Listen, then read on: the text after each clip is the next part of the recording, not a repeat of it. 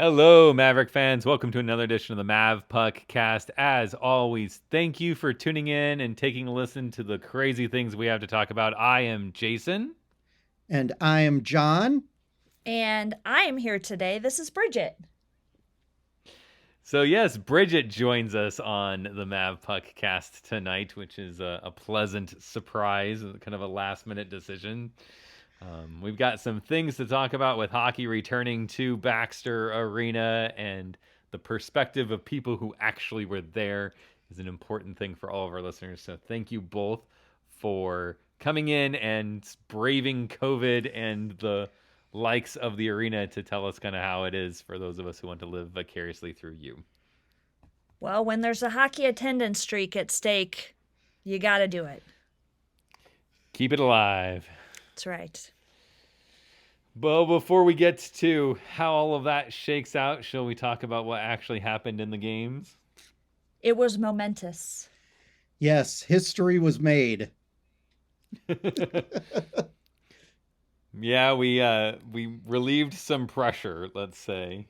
Maddie finally got off the team. Back. Yeah, Maddie finally got off the team's back. Yeah. What did they said like a 6-year? So was that the January 10th, 2015? That's what they said. Okay, so that was still in the CenturyLink Center years. That was before Baxter Arena. That was before the Frozen Four.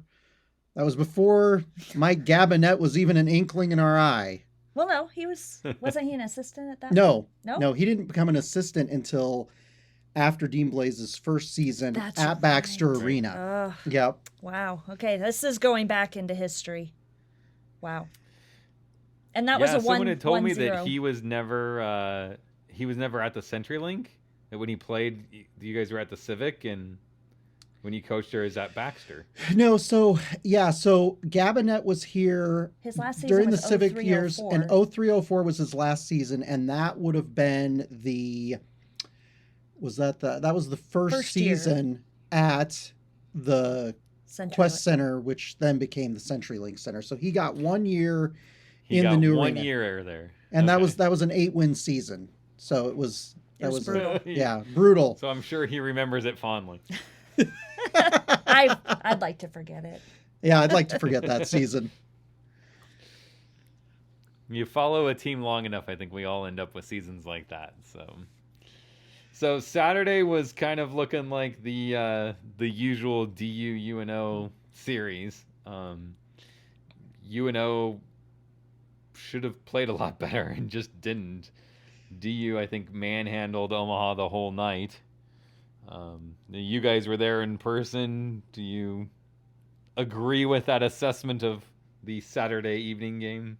Well, we were definitely talking about it on group chat during the game because, I can't just turn around and make comments to you.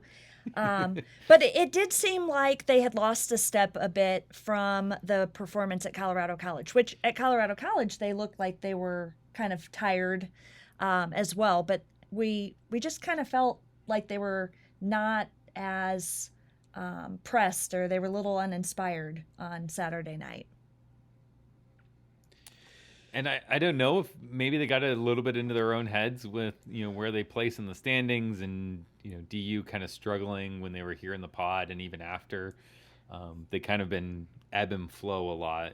The North Dakota DU series was kind of one of those that DU had a good game and then had a poor game, and so it's kind of like back and forth ping pong for them. So part of me wonders if UNO didn't get in their own heads thinking, yeah, we got this. This isn't the DU team we're used to, and then realized, well, this is still the DU team that's possible. Yeah, and I do wonder if playing that series out at Colorado College on Monday and Tuesday, and then turning right around and Saturday and Sunday playing at home against DU had an effect. I don't know, because obviously during the pod they were playing games like, back to back and every couple days, so it shouldn't have been a factor. But maybe it was, with everything that went on with the team with COVID and traveling, because obviously during the pod they didn't really have to go anywhere other than, down the block to the Residence Inn. So, I mean, maybe that's what happened. I don't know, but it was kind of an inauspicious start when we give up a shorthanded goal to Denver to start the game. And I wouldn't say that we were playing well before that. So once that happened, I was actually pretty concerned. I was like, oh God, this is gonna be bad. Yeah, and two guys got the goal for Denver that sounded like, bounty hunters from the Star Wars saga. You've got Jaakko Heikkinen and Antti Tuomisto. I don't, I can't but pronounce I it don't know. either. I don't know how the hell to pronounce those names. So Nick Hanley had his work cut out for him. That's for sure. we this definitely weekend. need a pronunciation guide on Pronunciation guide. on those triple word scores. Yeah, absolutely. Well, and Denver was without Krona, their goalie, because he had been injured in that North Dakota series Yeah, too. he So was still going through concussion protocols. So they may have underestimated Denver's two backup goalies and maybe, didn't quite have the hustle that they needed to, and it sure bit them quite well.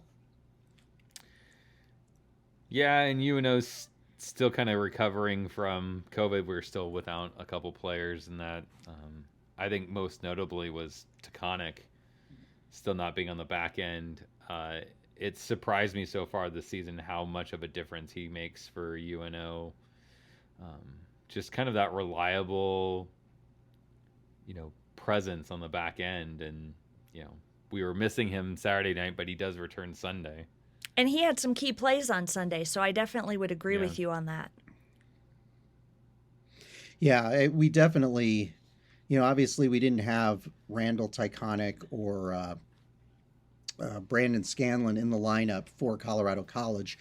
And that, obviously that meant that it was a long gap between the last time they played, which was December 21st. So there might have been a little bit of rust, and it obviously changed the dynamic on the team. And then you've got a couple of those guys back in the lineup this week on Saturday, and then you had all three in the lineup on Sunday. So yeah, so that was just a tough game, and it kind of, I will say that the first game back in person, it kind of felt like we were sort of watching the Mavs of old. So it felt very comfortable and very familiar, Jason.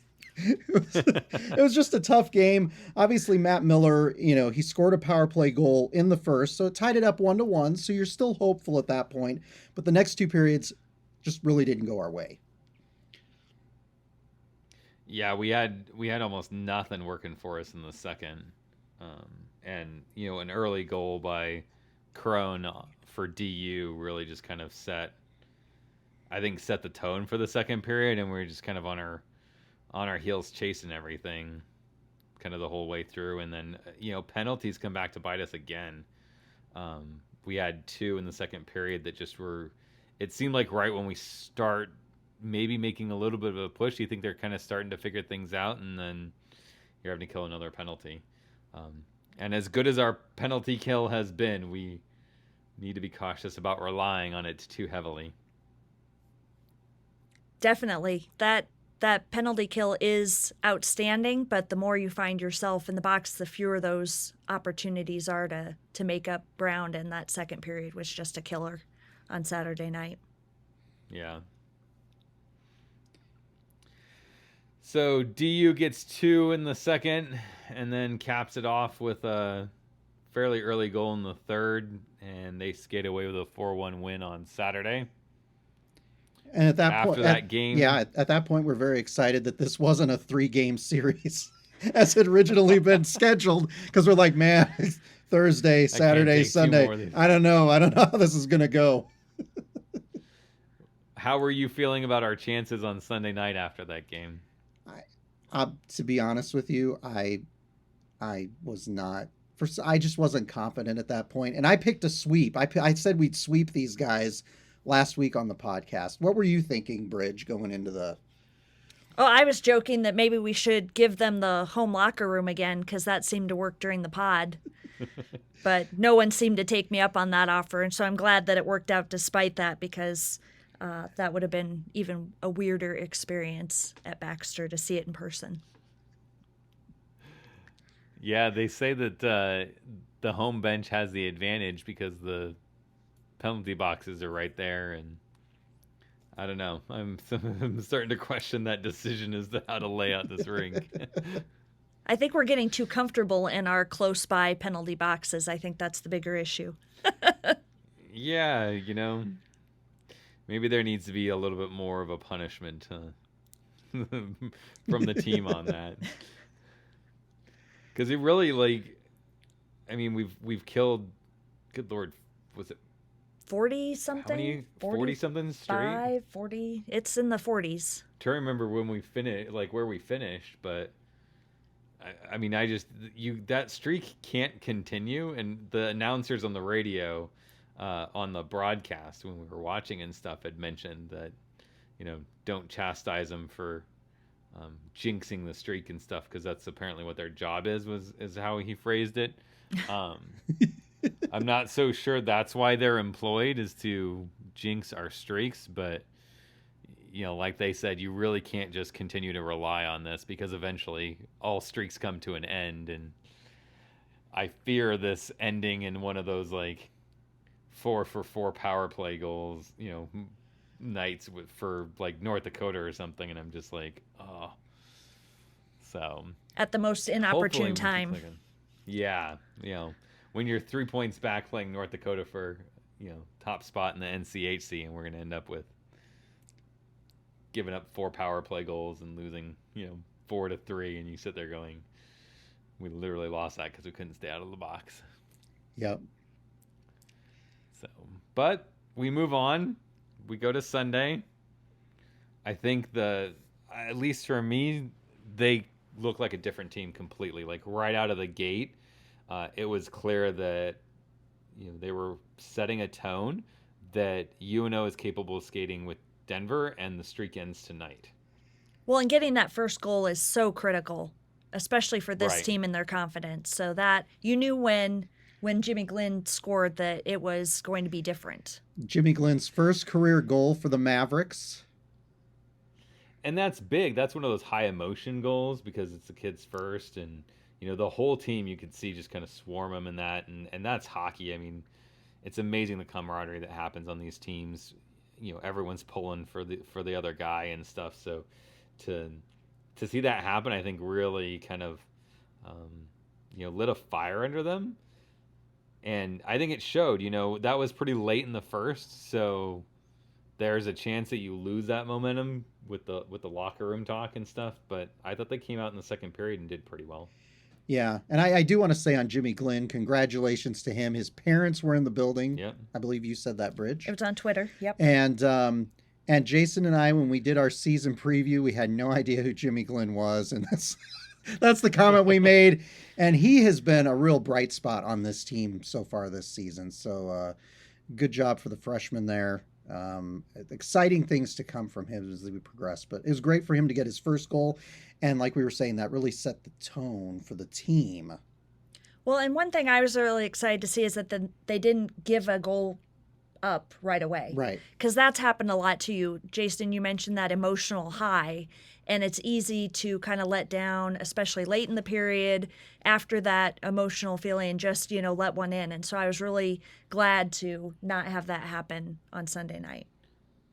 I think we talked about that a couple of times last season in the podcast, was the number of times that UNO would, get up by a goal and then just immediately, seemingly on the next face-off, the team skates down and ties it up, or, we tie it up and they just skate down and, take the lead back. And it's just this team's got to get better at that point in time. We were saying this team's got to get better about, playing with the lead, or, preserving a 0-0 game just to get to the point where they have an opportunity, give them a chance to win, and you don't do that when you have those kind of mental lapses. And I think they've been much better this year about not having that happen as much. But like you said, Bridge, that's definitely something you worry about late in the period like that, after that emotional goal, is, are you going to be ready for the next face-off? Exactly.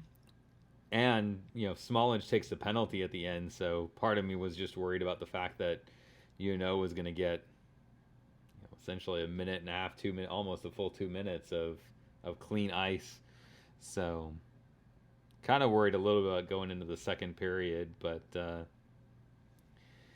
halfway through, give or take, I think, is when Denver ties it up, and what were you thinking at that point in time? Here we go again. Yeah, here we go. I was a little bit worried. And I got to tell you, since I'm pointing out the European names on the roster, it's Slava Denim or Demon, it's not denim, not like the jeans.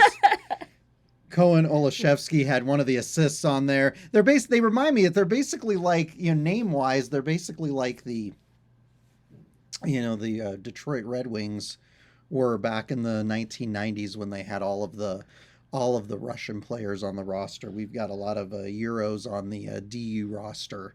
I know that they've done a good job recruiting out of there. So yeah, so it's tied 1-1 at that point. I was worried. I was like, oh man, let's.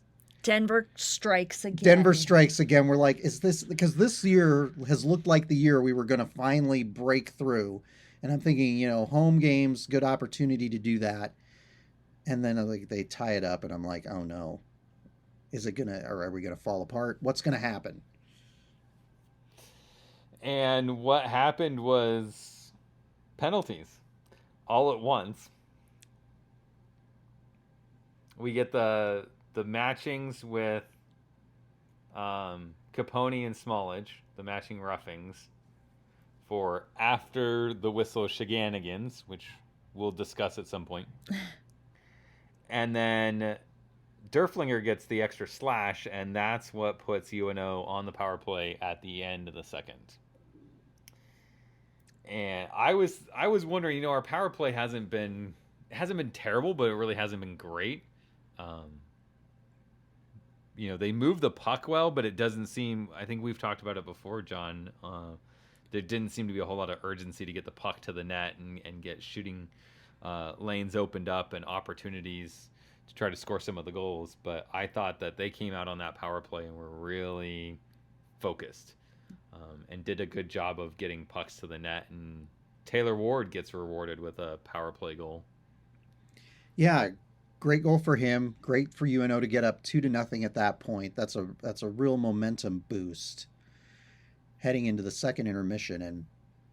And it's always good to see. Obviously, we've talked a lot about how he's been one of our kind of go-to players the last couple of seasons. And he got off to a little bit of a slow start in the pod, but he's really kind of come into his own the last couple of series. So that was great to see. And that was a really important goal, I think, for UNO to set the tone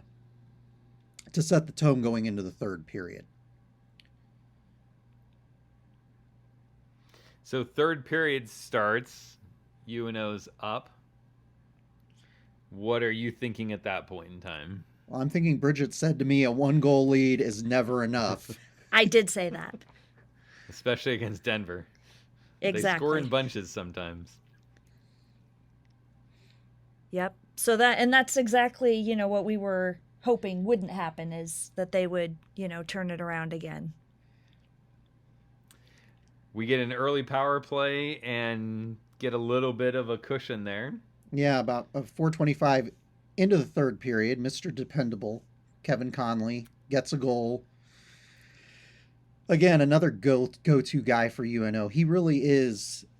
You kind of go into every game thinking he's going to get a goal. I believe I tweeted that he was a beast out there, and then just shortly thereafter he scored. I think that. Well done. You need to just, you just need to keep that on. You just need to schedule those for just earlier in the day. Just boom, boom, boom, boom, boom. But he was really hustling out there. He is one of the hardest working guys on the ice consistently, and it certainly paid off there and gave the Mavs a little bit more wiggle room. And it's got to be exciting for him against DU, since he originally played for DU and then transferred to UNO. So I it always seems like he gives a little bit more during the series. So yeah, like you said, Bridge, consistency. That's the thing that I think has been the biggest asset for Conley is just, even when he's not on the score sheet, like, he brings it every game. And there's some other guys on the team and stuff that have great games, but there's always seems to be one here and there where they just kind of disappear, right? And it seems like Conley never disappears. Like, you know what you're getting out of him, and you're going to get it every game. Yep, and his presence on the ice is definitely noticeable. Like you'll notice, oh, Conley's out there. Oh, there he is buzzing behind the net. You know, he's making plays, he's making himself notice, and he's making his teammates better.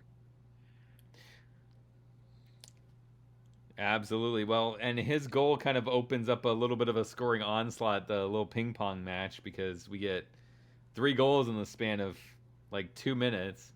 Conley starts in the power play. Crone gets one for Denver to pull them back, a little closer. It's 3-2 at that point. So you're like, oh man, what's going to happen down the stretch here? But Taylor Ward gets us that insurance goal back, and UNO has a 4-2 lead. And that was a great goal. The assist came from Primo off of the face-off. Terrific goal. Second goal of the game for Taylor Ward. Bang, bang play. They really needed that. I got to be honest with you. I'm feeling good at that point. Bridget's still nervous, but I'm feeling good. I'm like, this is going to be it. I'm of course monitoring Twitter, and heavy breathing little memes are being shared among the fans, and some fans are teary. There was lots of emotional reports being made on Twitter at this point. I'm trying not to cry. Yes, it was very emotional, because you're like, is this finally going to be the moment? During COVID, when there's maybe 500 people tops in this arena, are they going to break through? And, I think that's what we missed, right? That's what we miss about sports in the age of COVID and everything kind of getting thrown up in the air. And that is, we miss that nervous excitement of, can we get that equalizer? Or in this case, can we hold on to beat a team that's just been our nemesis for so long? And while there I would say while there were fans there, it wasn't like the fans were necessarily sparking the team. It was still quiet. So right, yeah, and we'll talk about the environment and stuff. But you had mentioned that the attendance was kind of low on that Sunday night, so it's interesting that they weren't feeling that. But at least we're sending their vibes from home. That's for sure. Because I was certainly nervous for him. The goalie change, when they pull the goalie, I was kind of like, oh boy. Savoy was out there, Crone had already had one, he was out there, so I was like, oh boy. But Matt Miller gets an empty net goal, pretty much seals the deal with less than a half minute or so, about a half minute left in the game. I mean, Denver's down 5-2. It's a done deal basically at that point in time. Yep. They weren't coming back from that, which was great. Yeah. So six years in the making. I got to be honest with you. I don't even remember what it was like 6 years ago, to be honest with you, but yeah, we had not beat them in the Baxter Arena era. So pretty exciting to be able to get that win in the first home series after the new year for UNO. Yeah, I remember a coach saying once to me that we were on like a 4 or 5 game win streak, and he goes, and we had lost, and he goes, well, tomorrow morning we start another, streak. Yeah. My concern is that now we're on the opposite side of this. Like, I really hope that today is not the day that we start another 6-year losing streak to Denver. 6 years from now, we've only beat them once in the last 12 years. Well, it reminds me a little bit of the struggles that UNO had with Alaska back in the Kemp era, where we would go up there and we would we could not win to save our lives. Right.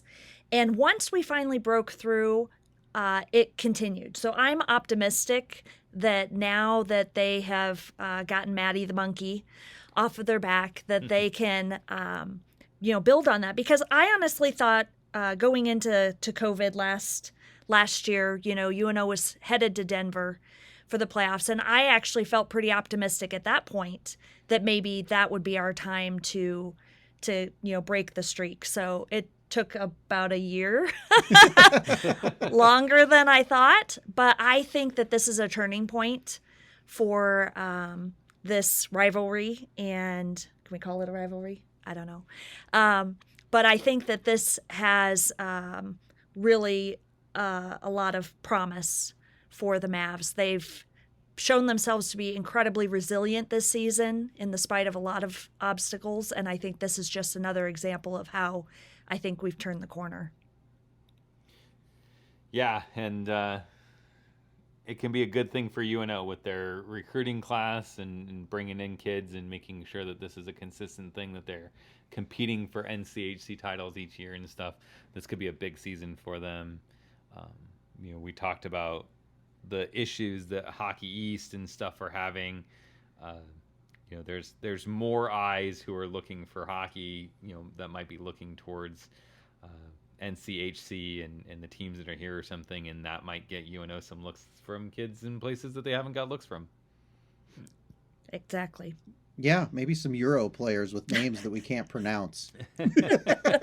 we need our own Yasheshki or something. Well, we are getting some players from Quebec, and I will tell you that some of those so far the guys the names are familiar, but that over time that could some of those French Canadian names could be interesting. So I'm gonna pull out the language learning app and brush up on my French. Yes, Rosetta Stone. Do they still make that? You can yes, get that and learn your French, because you're going to need it here a few years down the road. We're really going to need to get these licensing deals all kind of worked out, so that these product promotion plugs get us some. Hashtag ad. If you want to understand the future Mavericks, get Rosanna. Use our code Mavpuckcast to get 20% off your first lesson. Yeah, exactly. We're down with that. If anyone's listening out there and needs some product placement, give us a call. That's right. Send us a tweet. All right, let's talk players. Looks like we'll get 3 this time. Players for the weekend. So this was actually a weekend, unlike last time we did this. Yeah. You want me to go? Who's going first? I'll go first. All right. I'll go first. I'm going to pick the freshman, Jimmy Glenn, getting his first goal as a Maverick. That was very exciting. And really an important goal in the series. If UNO had not scored first on Sunday night, who knows what might have happened. Obviously, UNO came out with a little bit more jump. They played better. They won a lot of faceoffs in that Saturday game, but I really think Glenn getting the goal was important to set the tone. And I always like to see the freshmen start to become key contributors for the team. So I'm going to go with the freshman, Jimmy Glenn. Definitely a player to watch here in the next couple series. Some pretty big accolades. He gets his first goal and his first pick as player of the weekend from John. That's right, man. It doesn't get much better than that. Check and check. Check and check. His career at UNO is done. He can retire now. When you're recognized on the Mavpuckcast, that's it. That's all you need. Reach the peak. Yep. It is all downhill from here. That's peak hockey right there. Bridget, who you got? I'll jump in. So my player of the weekend, I never get to do this, so we're gonna wing this thing, is Taylor Ward, with two goals and an assist on the Conley goal. Wardo, they had a really cute little in-game video where apparently kids drew pictures of their favorite hockey players. Did they show that at home to you guys? No, I don't remember seeing that. Okay, so it was really cute. That would have been pretty cool. The Wardo picture was immediately recognizable to all of the players that were asked to guess who was being pictured in this. And so not only for his ability to stand out on the Jumbotron in a coloring contest, but also for his on-ice performance, I give my kudos to Taylor Ward. I completely agree with that. And I'll tell you, the thing I'm most excited about is he's the son of a North Dakota legend who decided to come to UNO. And I'm really glad he did, because he would have been terrorizing us, on the opposition. On the opposition team the last couple seasons had he made the decision to go to Grand Forks. So I'm very excited that he came here, and that was a really good weekend and a good game on he also had, in addition to Jimmy Glenn, he had a great game. He may have been the most important player this weekend. So he's one we kind of worried about earlier on in the pod. Yep. he didn't seem to be producing, and I don't know, it was just off to a slow start. I think just the balance of COVID and everything being up in the air or something. I don't know what it was that just kind of threw him off, but we had mentioned, earlier that he was struggling with that. So it's good to see him kind of back to form, and if he's getting going, if he's going to start his own little trend and streak here, and performing back to what we saw last season, these other teams in NCHC certainly have some things to worry about, because you can't key up on his line anymore. Conley on his line, and with Abate is another dangerous line, and there's really all four lines for UNO have the potential to put the puck in the net, and that's a huge asset for the Mavs. Yep. All right, so who's yours? Well, I'm looking at my list, and I'm thinking, well, there's two on here that are kind of like, I suspect everyone who watched the game could probably realize, one of those two names and pick one of those. So I'm going to take the hot take. I'm going to go off the board, and I'm going to call out Prokop. Because he wasn't on the score sheet. He's not one that if you just look at the ticker tapes, going to be like, oh yeah, that guy had a good game. But man, he was after the puck. He was in position. I liked his tenacity. So I was really pleased with his performance both nights. And that's kind of one of the things, like, it's easier to pick a guy that has a good night when we win, but I think it's harder to kind of recognize some of the talents in the challenges that we had in that first game. So I really kind of went back to that and said, who did I really notice when we were not playing well? And he was one of them. So the three guys that I had on my list were all ones that I thought did really, really well on Saturday when we were getting outplayed. So, well, and I love that you picked Prokop. a defensive player. Yeah. Because it's easy to see the impact of the offense, especially in a series like with Denver, but the defense is so critical, especially with that team. Yeah, it is. It always is tempting to pick a goal scorer or pick the goaltender. One of the two. Pick an offensive threat, pick the goaltender. Well, we don't. There are guys like, Brandon Scanlon, for example, that those guys are consistently solid every time they step on the ice, and that really is a strength of Mike Gabinette's team this season is the D-core. So, and Tyconic, which we talked about too. Like I said, those guys made the plays when they needed to, and that really helps put us in the right position to win. So shout out to all three of those guys. Well-deserved honors here on the Mavpuckcast. So before we move on to what comes up with the next series, I think we need to talk about our experiences, since you guys and myself had vastly different experiences these two nights. I'll get my stuff out of the way before we can hear all of the fun stuff that you guys experienced actually in the rink, because for the most part, the experience of watching from home was business as usual. The app didn't want to work. When it did work, it was crappy. The audio wasn't synced up with the video. The video never started. It was black. And then you threw in the whole UNO broadcasting stuff, which we all saw, upset quite a few family members and fans of the Mavericks with their insistence on basically the minute the whistle blew, they went to a screen that told us to wear a mask. And, Be safe at home. Did you wear a mask, If Jason? I haven't got it yet seriously. from these three, I'm good to go. So I'm not exactly worried why. I'm not exactly aware of why I need this constant PSA. Considering I'm at home and not at the game. It's frustrating because and it'd be one thing if they did that and they cut the audio and went to music or something like that. But then it's like salt in a wound, because the announcers are talking about oh, these two are pushing and shoving. There's a dog pile behind the net. I'm like, no, I can't see it. Here's what you're missing, Jason. Sucks Like, to be you. This is great. This is awesome. And I'm sitting going, no, it's not. It's a black screen. It's irritating because what they basically are showing you is the Jumbotron feed that we see sitting in our seats when we look up at the scoreboard. And then they're putting the radio broadcast of Donnie Barnes and Terry Leahy with that. Mm-hmm. And so, I mean, I'm sure that that's the most expedient way for the technical folks involved to do it. But I know that one of the, DU fan accounts was disappointed that they didn't get to see some of the scrums and replays, just basic replays. Some of the scrums after the whistles. Yeah, I think, and again, I don't want to, I don't want to dog on them too much, but I think we really did get spoiled by the NCHC's broadcast partner, Midcoast Sports, for those pod games where we got a professional TV production for the games. I think that really made a difference as far as the experience.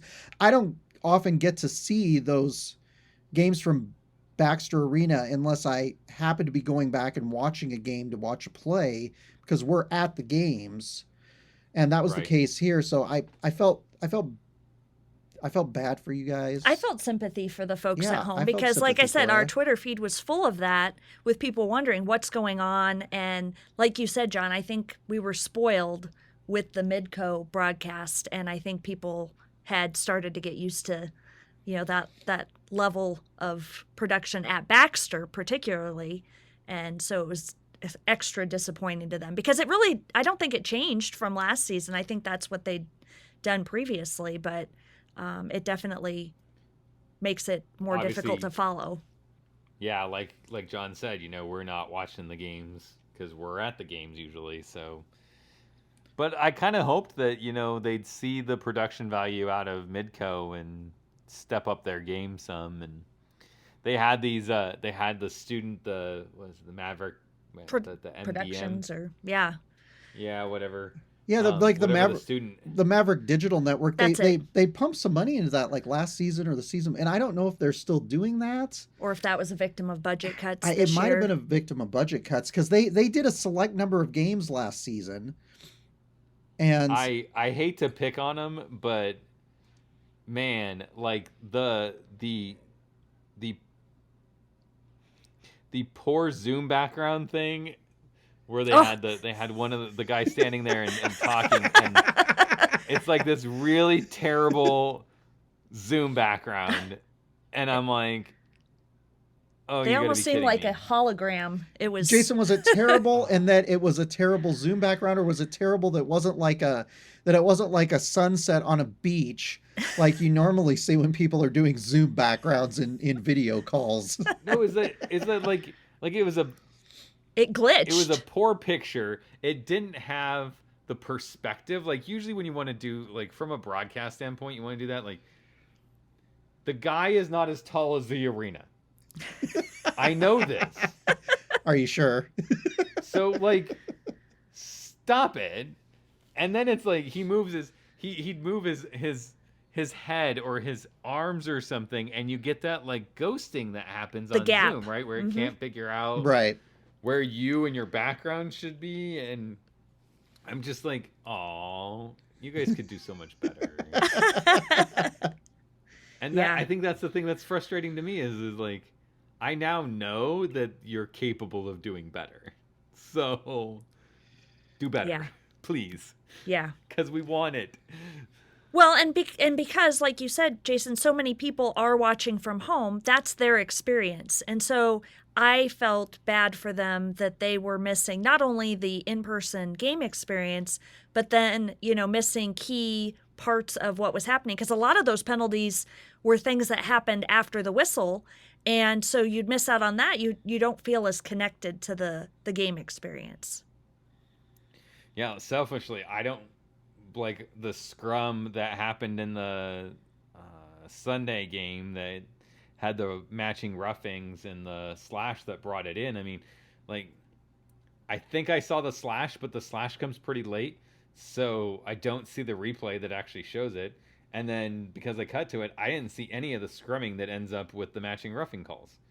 So I'm selfishly, I'm sitting here going, what am I going to talk about on the podcast? Like, John's going to have to because all I know is that we got 2 matching roughing penalties, and Denver took an extra slash. And that's the extent of what I know.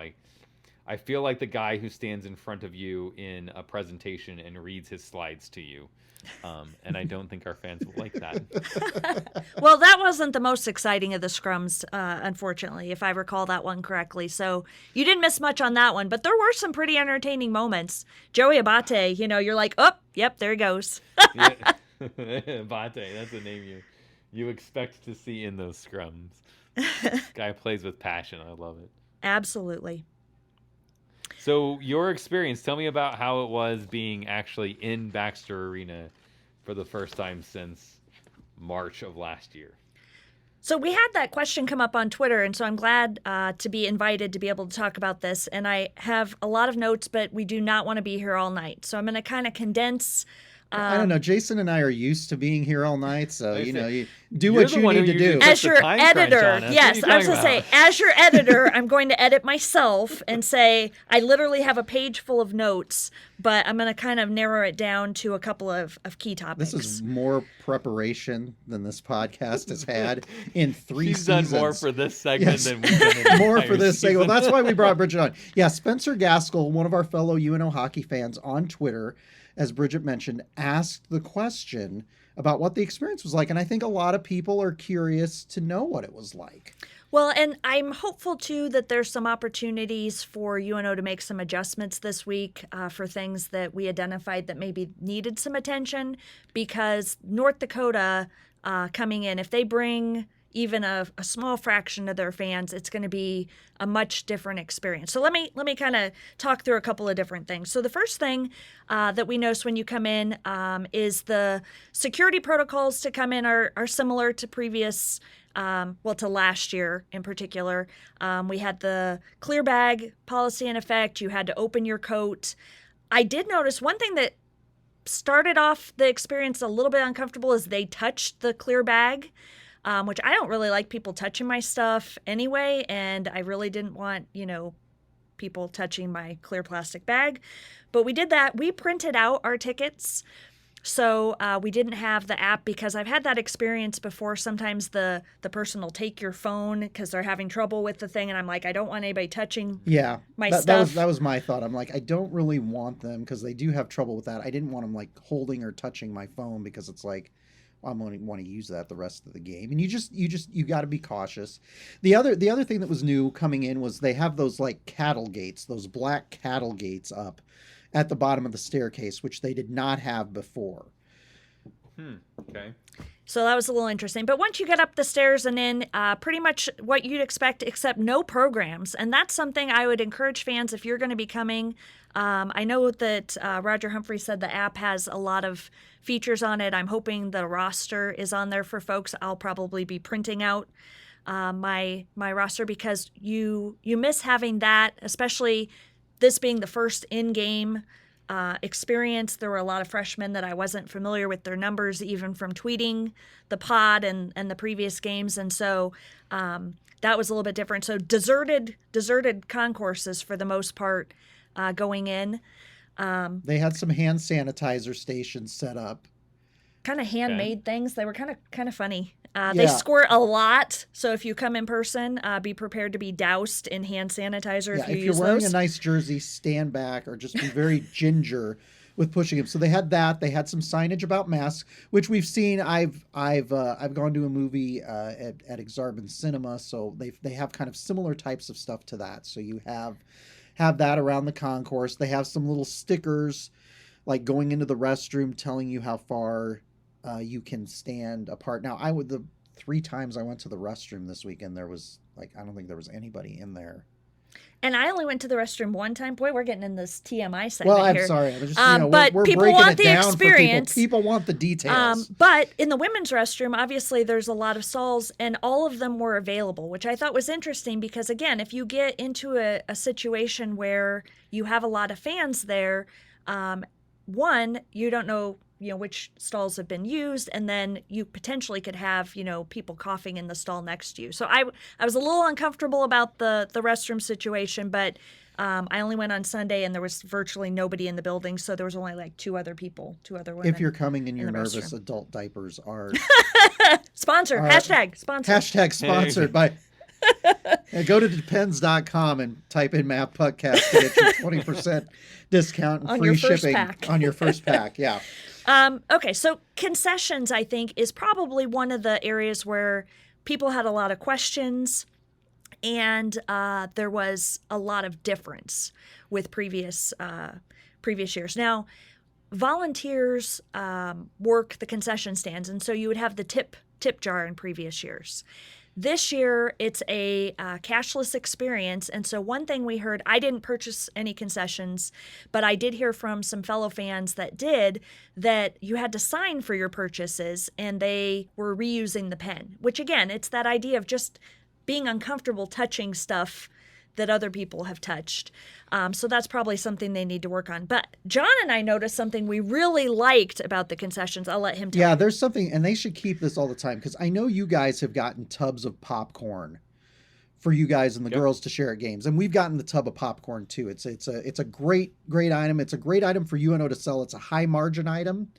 I know this because I'm sorry. I did work for Exarban Cinema for 10 years, so I heard what a high margin item it is, and I've actually designed popcorn tubs and the early popcorn tubs at Baxter Arena, as a matter of fact. So, but anyway, they had the round tubs, but they had a clear plastic lid that went over, that snapped onto the tub, kind of like when you're getting a soft drink or something else, and they put a lid on there. Except it was a bubble. It was lid. a bubble. It was like an icy. It was kind of like an icy lid, like but rather than having the looked like it was a gigantic icy. Yeah, but rather than having the hole in the top, it was just, and it was great. And I'm thinking that would be great every time they sell these, regardless of whether there's COVID, just because you see people like holding one of those things, under their arm with a couple of drinks coming up the stairs, and there's just pieces of popcorn going everywhere. It would probably reduce the amount of cleaning that they have to do if they just put the lid in. It'd be kind of nice to have it that way. People said it was great for sharing because you could use the lid as a little sharing portal. So a little bowl. I will say my other notes on this. The nachos appeared to come in a bag, which I thought was very interesting. I think with like a cup of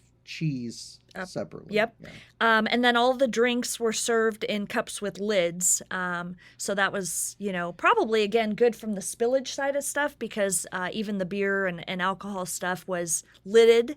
And speaking of that, like beer was in a canned beer, right? I saw somebody with, maybe it was an alcoholic drink. Oh, it was probably an alcoholic drink. It was not pop. It was one of those tall boy cans. Did you see that one? No, I didn't see. I saw somebody with. Who knows? They may have brought that in with. Who the hell knows? No, I think they had canned beverages as well. Sneaky. But there was, so the other weird experience, if you come to Maverick Hockey and you're expecting to get your normal concession fare, especially those third-party vendors, they are not there. The only stand that I saw apart from the permanent concession stands was they did have a supplemental alcohol stand between where we come in on the main side and our seats. There was one of those because they're trying to keep the concourses as clear as possible. So eat ahead of time if you were hoping for barbecue or Godfather's Pizza. Godfather's Pizza was closed. Yep. Chick-fil-A, I believe, was closed. Well, I think they're a little stand. They're a little stand. Yeah, so no I stands could see at them all. from our seats down across the way. So So food definitely a change. Now, again, so as not to make the people be here 4 hours, the biggest change that you would see is obviously in the seating. So we had heard that UNO had limited capacity to 1,500 fans. Neither night approached that, and in particular Sunday night was sparse, would be the generous word for it. It was fantastic. I gotta be honest with you. There were like fewer than 500 people there. It was nice. It was quiet. You could sit and chat. There was plenty of room between people. There were about 1,500. I think they announced maybe 1,300 some. I think that was overstated. You could be right. Yeah. But there were definitely more people there on Saturday night. And quite honestly, I mean, there were a lot of people that you could tell weren't sitting in the seats, because when we bought our seats, you could see where the other seats were allocated in our section and in every other section. It was weird because you had groups of like 8 people sitting together, like up in the back of a section, 4 in front of the other, in two rows right in front of each other, which was not the way that the tickets were all every other row, and then they were spread out. So you had people, no masks. Yeah, so that was the weirdest thing on Saturday night is we got there and then somebody came and sat in the row in front of us, 2 seats over. And so actually, your lovely wife, Jason, looked up for us to see if they were in the wrong spot, because it made me a little uncomfortable. I mean, they were within 3 feet of my knee, and if they had been behind me 3 feet in front of my knee, I honestly probably would have moved. But because I was breathing on them and I'm COVID free, I was like, well, they can take their chances. So, but that was probably the biggest experience. And in talking with people who weren't there, I think that was what they were worried about. And honestly, that was what I was concerned about. Again, John and I think that was game 485 for us. No, 484 on Saturday, 485 on Sunday for the streak. And we have been extremely careful to avoid putting ourselves in a situation where we would be the cause of missing a game. And so I was concerned about going to a game and then picking up COVID and then not being able to continue to attend 3 weekends in a row of hockey. And that was probably the most uncomfortable for me, was having those folks in front of us on Saturday night. Yeah, it was a little nerve-wracking. It was interesting, and I'm sorry to interrupt you, Jason, but it was interesting because another UNO fan who actually works for the university, not in the athletic department, in another capacity, when we came into the game on Sunday, he said to us, he's like, "Did you guys notice that seemed like there were quite a few people not wearing masks?" And I said, "Yeah." I said they'd get to their seats and they'd be like, "Well, there aren't too many people around us, so we'll take off the mask." And then when they would get up and go down to the concourse or something to get something, you'd see them putting on the mask again. And I'm like, but they're telling you, as Jason well knows because he saw the graphic during the video broadcast, they're telling you, and it's in Douglas County, you have to wear a mask. Yeah, I got that they were sitting apart from other people, and maybe they were part of their family unit and the people that they hang out with, but we have a client that is doing, events, and the policy that we came up with, not that we came up with, but that they came up with, is you have to make the people who are least comfortable feel comfortable going.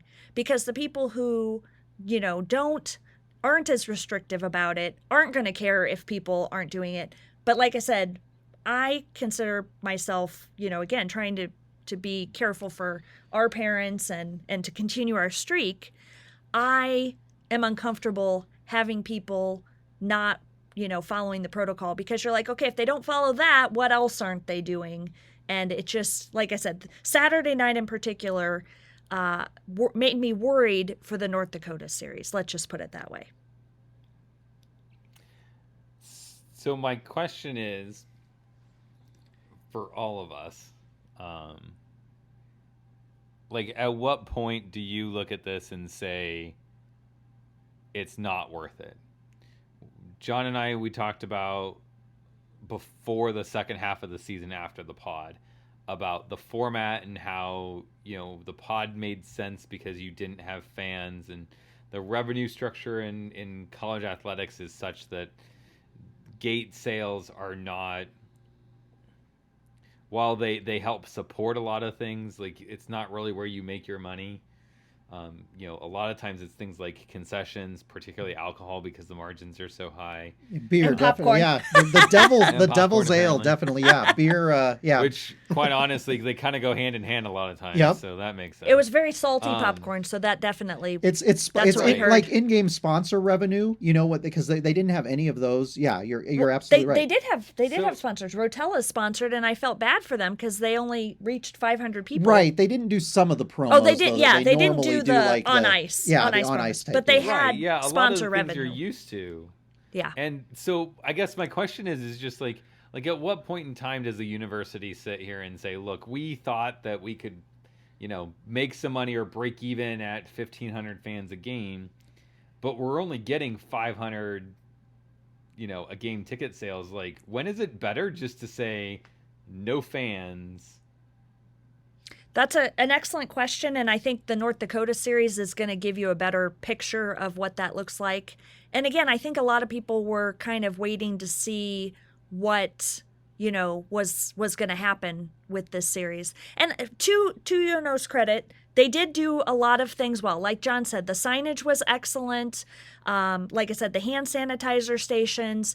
Like I said, I think the biggest issue was the non-compliance of people wasn't addressed. Like, we didn't even have an usher in the upper bowl on Saturday, and on Sunday she was hanging out behind the curtain because they had the curtains drawn, so they weren't in their normal spot. So she could, nice old lady, she couldn't see the people who were offending, and I'm not sure that UNO would have necessarily had the ushers address stuff. Now, John, you saw something on Saturday night that was interesting. Someone who was sitting in a section across from us, that they brought masks to them. Oh yeah, there was a couple sitting in the club section where she was not wearing a mask, and the usher came down and handed her one of those kind of blue paper masks that you see a lot of people wearing. So I'm not exactly sure what the story was there. I thought that was really interesting. The hard thing for the ushers, and it depends on your personality, but I think that's a tough one for the event staff, because people have very definitive emotions on the mask thing, and they get very emotional about the topic. And so, I'm not saying I want UNO to do this, because I think it could open up a whole can of worms that I don't necessarily want to deal with. But I know that the Lancers this weekend had mentioned that they hire an outside security firm to come in and make sure that fans are not, congregating in the concourses, and that they're wearing masks and things like that. And it does kind of make you wonder if that would be easier for like a security firm, where you're dealing with people who kind of have to deal with those things, more to address that. Yeah, as opposed to just, directing you to your seats and things of that nature. The lovely older woman who did that. She was very kind. So aside from those experiences, then like I said, people can judge for themselves how comfortable they are on that. One thing I did want to mention about the in-game experiences, we had been told through the messaging on the Baxter Arena website that they would not be doing the traditional post-game celebration. Which makes complete sense. Yes. And on Saturday, obviously, there was no need to address the situation at all. But on Sunday, after the team won, and I have a video, and you guys can watch it. It's on Twitter, and I also post it in the Mavpuck group. Sorry for the cheering and the commentary. But I was expecting some sort of, like, similar celebration or something, and people were kind of just standing around after the team left the ice for a moment or two, and then they realized, it was time to go home, apparently. But that was what was missing from the in-game experience for me, is that they said they were going to substitute something, and then it just ended. What did you feel, John? Well, they did do something a little bit different than they did on Saturday night. Saturday night, the teams, obviously in the conference this season because of COVID, rather than doing a handshake, the teams are lining up along the blue line club. I just start talking, just words come out. The blue line, and then they do a stick salute to each other. So they did that on Saturday. And then on Sunday, they did that. And then after they win, the team lined up in a circle and did a stick salute to the fans. But it was just 2 stick salutes. And like I said, I was thinking that there would be something of an equivalent to a post-game celebration of some sort. When they first moved to Baxter Arena, they didn't really have room for that lobby celebration. So there had been talk then about, like, having the team come out onto the ice in front of the bench and, like, singing the fight song there. And so I'm sure that that's what you were potentially expecting would happen. I don't know what I had in mind, but it did not materialize. And Jason, I don't know, where did the broadcast cut off? 2 minutes before the game ended. Right after the empty net goal, we're out of here. We got to get home. They had cut out before they had gotten to the blue line to do the salute to each team. Okay. And they had come back so that we could actually see them Salute Denver, and then they cut out again. Okay. And it had gone. It was really weird because it had gone to the Jumbotron screen, and which then had the we 3 saw stars, I think. Yeah, so then we end up seeing the 3 stars, and then Leahy and Barnes talk and give their 3 stars, which are not the same 3 stars. Weird. As what was on the Jumbotron. So I'm like, are we all just picking? Hey! It's kind of like tonight on the Mavpuckcast. I'm like, I'm going to tell John to start tweeting. We're going to start tweeting our 3 stars ourselves. Maybe we then. should. Ooh, yeah, we could do that. Yeah. Yeah, I guess for me, the game experience, and obviously Bridget mentioned the post-game celebration. I think for me, it's people wanted to know what it was like. I mean, it was kind of like when you go to Baxter Arena to watch one of the sports that isn't UNO hockey, like sometimes some of the basketball games, because for 2 seasons, we were season ticket holders, and there were certain games where you just had very few people in the arena, and it was kind of quiet and very subdued, and that's kind of what it felt like for those games. It obviously didn't have the energy or the excitement. Fans still got up and cheered and did the UNO chant and that kind of stuff. And you had a couple of the Red Army guys, hitting the buckets down there next to the student section. But so I would say if you're expecting to come to the games and have it feel like the hockey experience that you are used to, this is not it. I hope it's not the new normal. I don't think it is. But I definitely think that it was not the experience that you were used to. I will say, though, it's nice being back watching hockey at Baxter Arena again. That was a little bit of a familiar feeling, and it was nice to have that. But we miss all of our friends, especially you guys, Jason and Jolene and your kids climbing over the seats to sit by us. And yeah, it was nice to see some of our fellow fans and Greg picked up the fish with the Mavboni, and some things were similar. I threw streamers on Sunday night. We will not discuss what happened in one of those experiences. My apologies to the poor guy 6 rows down. John almost banned me from ever throwing again. But yeah, it was bad. It was really bad. Yeah, it's a game time decision this week. We'll have to see what happens, but it was bad. But yeah, there was one other fan up there throwing streamers, so that's kind of one of those little traditions. But yeah, it wasn't as exciting, but it was honestly, I really enjoyed being able to get out and watch UNO hockey, despite the fact that you're worried the whole time that you're going to pick up, a deadly plague while you're there. I mean, it's just that's not something I normally have to worry about when I go to hockey, but this is where we're at. So it's like, and it would have been better if we'd played that North Dakota series that's coming up this next week. If we had played that back on New Year's weekend, then we'd have like 2 weeks till the next series. And it's like, well, if I picked anything up, I'll find out here in the next 2 weeks.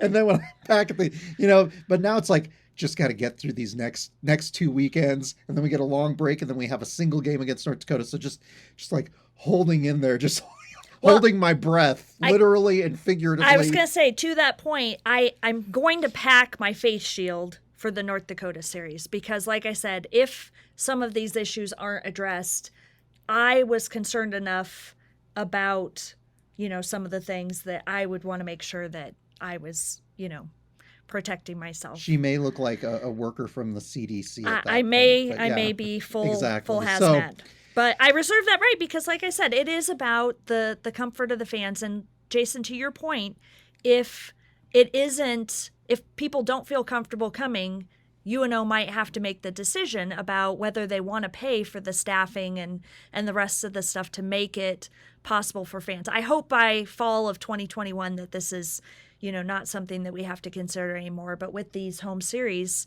back to back to back, you just hate to have something happen where people, felt unsafe coming and have that affect their feelings about UNO hockey in the long term. Yeah. So mentioning the North Dakota series. Aha.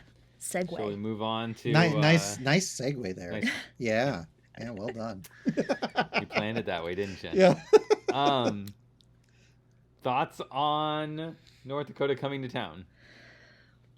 I'm really glad that we got that win on Sunday. I think that makes a huge difference with them coming in, especially with a little bit shorter week. I think if they had gotten swept at home, the morale would have been a little lower. So I'm optimistic. I'm always optimistic. What am I saying?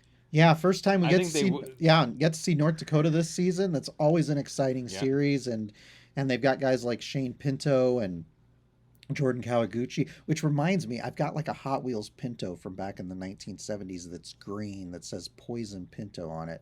And we need to make that. That needs to become a meme for this weekend. Okay. Yeah. Done. Put some smoke off the tires and turn it Yep. into a GIF. Yeah. And have it, well, if it was on fire, that would be bad because that would mean he was doing well. Maybe it would have to like crash. Yeah, that's There the you question. If it burst into flames, does that mean he's on fire doing well? Or maybe does like a puck need to drop on it or something? Ooh, yeah. We'll give it some thought. We're giving away all our trade secrets here on the podcast. Have it sitting there on fire and the UNO logo comes down and just snuffs it out. Ooh, yeah. What are you thinking, Jason? Welcome to the gift creation podcast.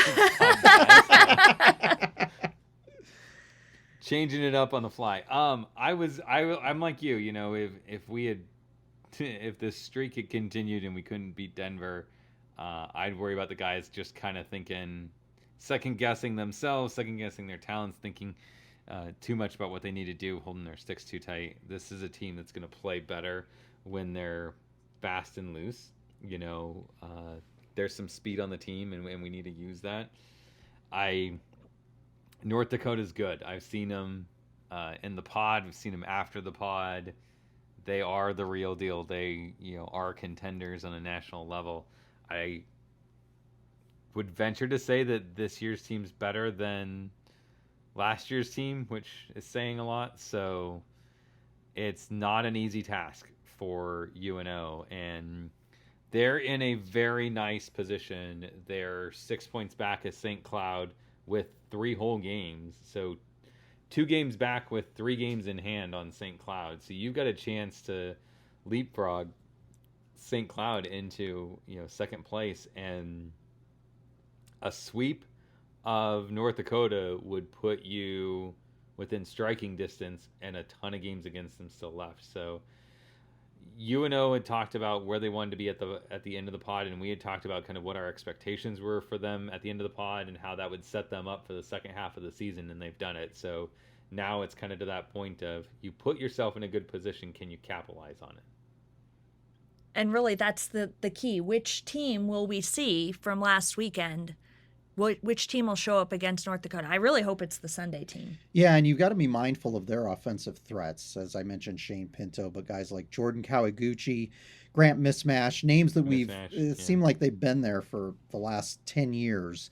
You've got to be careful. They have solid goaltending, so but you can't get frustrated early on, and that's the thing. When you've got a team with that much high firepower, UNO's got to be careful about forcing things. They've got to be careful about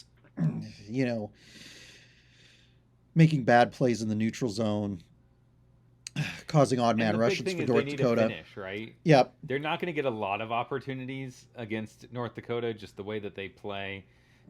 UNO has to rely heavily on Seville in that. I assume. I don't know why we wouldn't see him both nights.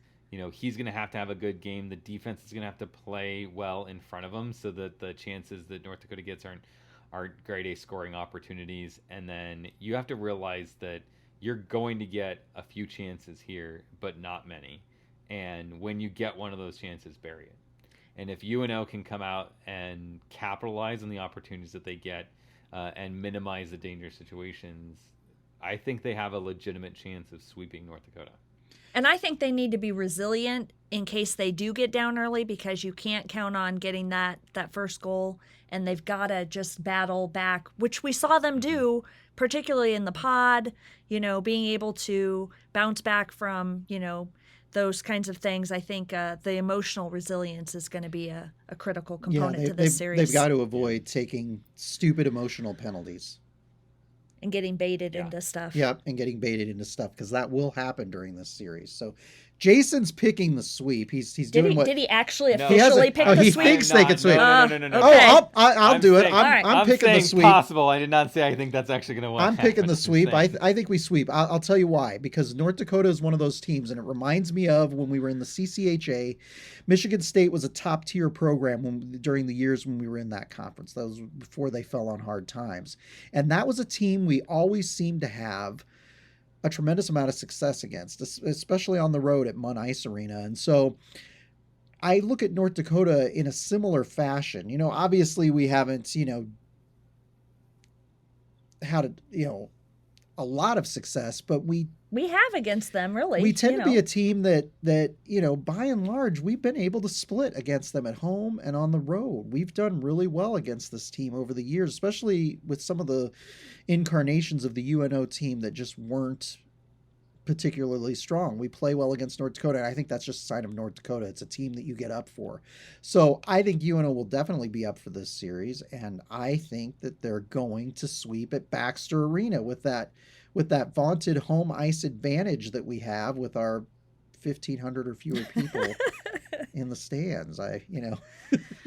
Okay. It'll just be interesting to see how many are wearing green. I'm really curious. 1,500 fans in the stands, 1,000 of which are going to be North Dakota fans. Yeah. Don't remind me, dude. Again, this is why I'm gonna bring my face covering, my face shield, and my mask. I am an internal optimist, but unlike my husband here, I am going to pick the split.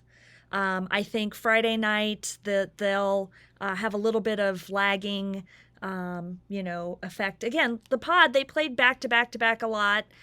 So that short turnaround time I don't think is necessarily the biggest thing, but coming off of such an emotional win against Denver, it would be natural to, maybe let a little bit of that factor in. So I'm going to say it's going to be close on Friday night, but ultimately we're going to lose, and then we're going to come back and win on Saturday night for a split. So if you think UNO wins on Saturday. Saturday, loses yep. on Friday. Is that Yeah. what you said? Okay. That's what I said. Part of me wants to say that we're going to lose both games just so that we've got all three That's covered. what I was gonna say. I knew that's what you said. Jason's like, we are never having three people on again because it puts me into this kind of thing where I have to be different because I know you like to be different. So Jason's like, I say UNO gets swept and And the world Wait. ends. There's a fourth option. I'm going to predict that COVID takes a hole in the games. yeah, North Dakota has not had their COVID scare, have they? No. And unless, We heard they had it. We heard they before. had it before the season. we heard they had that it was back on in the message September. board. 90% of the team Okay. had it before the pod because they were talking about whether or not they'd even make the pod. Yeah, there was a okay. a bar incident or something up in North Dakota, Yeah. and there was COVID spread. And Oh yeah, wow, I yeah. missed this drama. Okay, Yeah. so I'm sorry about that. So they're So no, Yeah, COVID. that COVID was did not. so last year, man. Come on. that was so Literally. 2020. Yeah, okay. Literally. I am going to go with Bridget. I'm going to say that there's a split, but I'm going to flip the script in that I think they come out. I think they play with a lot of energy, and North Dakota seems to. It happened with Denver, like that first game sometimes kind of catches them a little bit. So I'm going to say UNO catches them off guard and beats them on Friday. And then North Dakota just, says, well, we're in North Dakota and we're going to beat you on Saturday. So That was a good mixture of opinions. I mean, we didn't have the exact same scenario, so that's good. We'll just have to see how it all plays out. We will have to see how it all plays out, and that prediction could very well come true, Jason. And I just, you look at the North Dakota series at DU. They lost the first game 4-1 to the Pioneers, and then they came back and won 5-1. So that could be the type of series that North Dakota has this weekend. We catch them off guard on Friday because we haven't seen them this season, and then they wear their black uniforms on Saturday and they just light it up. Just have no idea. But that's the thing we talked about way back at the beginning of the season is that UNO's in this. They have the opportunity. They have the talent. So even though two of us picked splits or something.